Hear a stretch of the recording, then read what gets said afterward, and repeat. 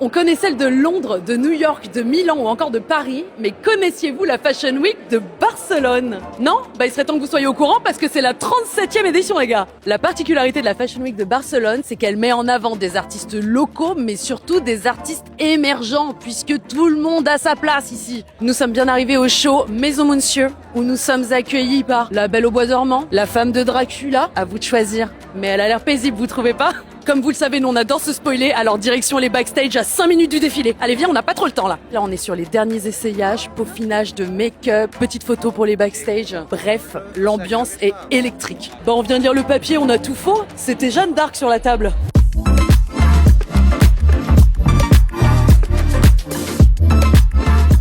Alors, ça vous a surpris? Ça vous a choqué? Alors perso, j'ai adoré ce défilé, c'était très goth, c'était très punk, mais ce que j'ai préféré, c'est le final, puisque cette dame, c'était aussi la mariée, messieurs dames. Mais quel outro incroyable. Comme d'habitude, j'ai évidemment adoré les chapeaux et surtout les détails de plumes. Mais il y en avait aussi sur les bottes, sur les chaussures. Bref, franchement, Maison Monsieur, à suivre. Le show Nasal Studio vient de se terminer et sans surprise, c'était absolument incroyable. J'ai adoré la mise en beauté des mannequins avec le col sous les yeux, c'était sublime. C'était un vrai hommage, une vraie mise à l'honneur de la culture de la créatrice, du coup qui est jordanienne et palestinienne. Ça s'est énormément ressenti dans le défilé. C'était assez impressionnant à regarder et assez fort en termes de message aussi. It's kind of been exploring spirituality found in religions and cultures in the MENA region. We're just trying to celebrate our culture. I think we see Arabs as so beautiful and rich and full of life, and we want to honor that. And I think that's the main message. It was made for humanity. So if it makes you feel closer to who you really are, we love that. The fashion industry, I feel like, has such a big lack of representation of Arabs. So if we could actually have representation of Arabs, putting the hijab on a runway is something to value and respect, and for us to be in those spaces. L'ambiance est électrique pour Victor von Schwarz. Tout le monde attend avec impatience ce défilé-là. Je pense que c'est un des plus populaires.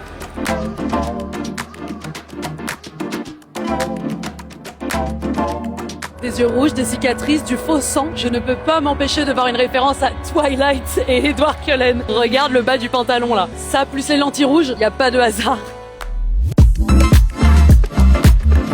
Alors, qu'est-ce qu'on en pense du dernier défilé Victor von Schwarz? Moi, je ne retiens qu'une seule chose, Twilight. On a eu le droit à une mariée un petit peu trash, recouverte de sang. Sur son torse, il y avait écrit « Bitch, I'm back » et vous savez à quoi ça m'a fait penser? Georgina dans Gossip Girl et sa fameuse phrase « You can tell Jesus that the bitch is back ». Alors là, grosse exclue, on est dans les backstage du défilé Benavente. Là, c'est l'effervescence, il y a tous les mannequins qui se préparent, il y a les dernières petites retouches avant le gros show. Là, les mannequins du show font ce qu'on appelle un rehearsal. Ils s'entraînent et ils révisent pour leur position finale. Mais c'est comme ça que tous les mannequins vont terminer le défilé.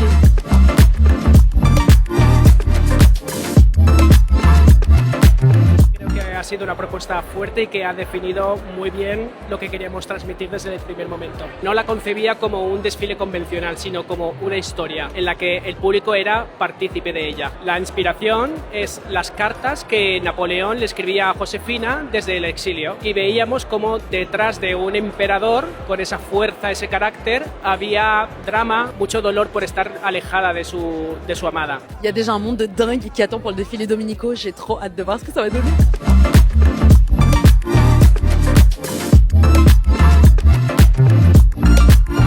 Tout juste de Domenico et un seul mot à dire, waouh! Je pense que ce que j'ai préféré, c'est le jeu des fausses fourrures colorées, notamment la silhouette verte là, sublime, on ne voyait qu'elle.